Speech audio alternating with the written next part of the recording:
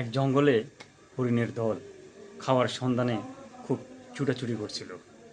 তারা জঙ্গলের এই প্রান্ত থেকে ও প্রান্তে যখন দৌড়াদৌড়ি করতেছিল, তাদের মাঝে অপেক্ষাকৃত একটা দুর্বল হরিণ তাদের সঙ্গীদের থেকে হঠাৎ করে ছটকে পড়ল, অর্থাৎ দল থেকে সে পিছিয়ে পড়ে গেল। পিছিয়ে পড়ার পরে সে অনেক খোঁজাখুঁজি করার পরে তার দলের বাকি হরিণগুলোকে পেল না। এভাবে সে তার দলের হরিণগুলোকে খুঁজতে খুঁজতে একটা সময় সে খুব পানির পিপাসার্ত হয়ে পড়ল। তার অনেক পানির পিপাসা পেল। সে আশেপাশে জঙ্গলে তাকিয়ে দেখল কোথাও কোনো পানির ব্যবস্থা নেই। তারপর সে দূরে গেল, অনেক দূরে গেল। যাওয়ার পরে সেখানে সে দেখতে পেল তার চেয়ে আরও অনেক দূরে একটা জঙ্গলে কিসে যেন পানির আওয়াজ আসতেছে। সে সেখানে গেল, যাওয়ার পরে দেখল সামনে একটা বিশাল নদী। সেই নদীতে প্রচণ্ড পানি।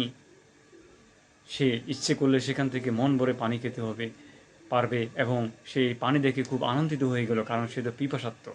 তখন সে একদম তার সঙ্গীদেরকে হারানোর কথা ভুলে গিয়ে সে পানি খাওয়ার জন্য খুব ব্যস্ত হয়ে গেল। আর যখনই সে দূরে গিয়ে জঙ্গল থেকে সে নদীতে গেল পানি খাওয়ার জন্য, অমনিতে সে যখনই পানি খাওয়ার জন্য নদীতে মুখ দিল, ঠিক সেই তাকিয়ে দেখল এক ঘাটে এক শিকারী তার দিকে বন্দুক তাক করে আছে। অন্য ঘাটে একটি বাঘ তাকে খাবে বলে একদম তার দিকে নিশানা করে তাকিয়ে আছে।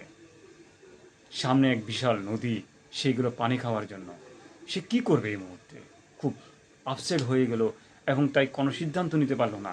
তখন সে ধরে গিয়ে পিছনের দিকে চলে যাবে, জঙ্গলে চলে যাবে। যেই জঙ্গল থেকে সে আসছে সেদিকে যাচ্ছে, কিন্তু হঠাৎ করে সে পিছনে তাকিয়ে দেখলো জঙ্গলের ভিতরে আগুন লেগে গেছে। তাহলে সে যাবে কি?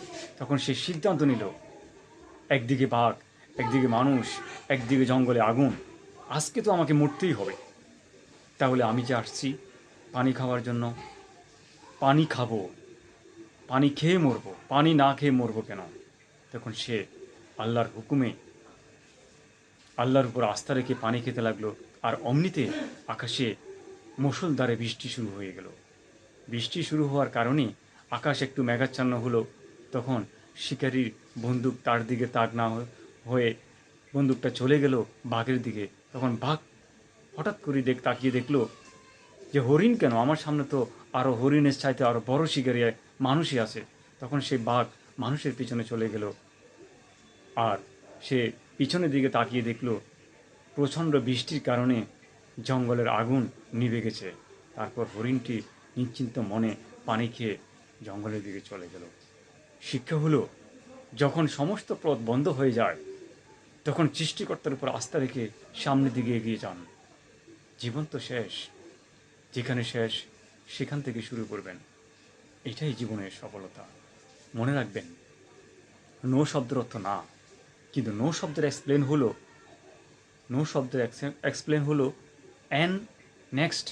ও হলো অপরচুনিটি, অর্থাৎ পরবর্তী অপরচুনিটি আপনার জীবনে আমার জীবনে রয়েছে। তাই সিদ্ধান্ত নেন, নিজেই সিদ্ধান্ত নেন কি করব। অন্যের উপর ডিপেন্ড করে থাকবো, নাকি নিজের সমস্ত শক্তিকে কাজে লাগিয়ে চেষ্টা করে যাব। সফলতা দেওয়ার মালিক তো মহান আল্লাহ। থ্যাংক ইউ সবাইকে। আসছি কোনো নতুন ভিডিও নিয়ে, সে পর্যন্ত সঙ্গে থাকুন।